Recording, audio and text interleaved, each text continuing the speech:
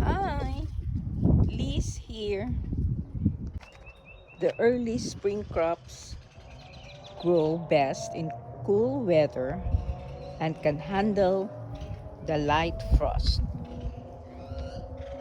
My number one early spring vegetable to sow is the lettuce. Sow the seeds in a fertile and well-draining soil. Lettuce prefers the morning sun and shade in the afternoon, especially in hot climate. You can harvest the outer leaves like what I'm doing now and leave the inner leaves to continue growing.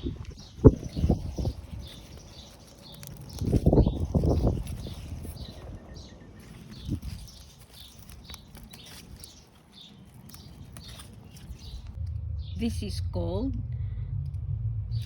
cut and come again method.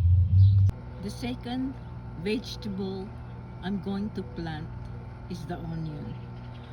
Sow the onion seeds for the green tops on bulbs. I prefer to use the green leaves instead of parsley in my dishes. The third one is the kale, which can be eaten as raw in salads and smoothies, or cooked in stir fries and soups. The fourth is the radish. So the 30 days to harvest radish varieties.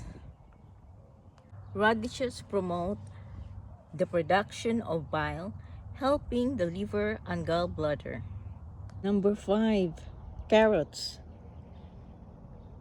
Varieties like Danette and Paris Market are 30 days to harvest. You harvest the small size, young and tender carrots. Number 6, peas.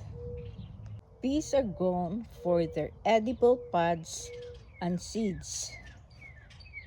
The pea plants prefer full sun and need trellis or support for the vining varieties.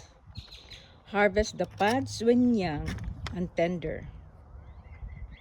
Number 7, spinach, which is very high in iron, folate, vitamin A, C, and K.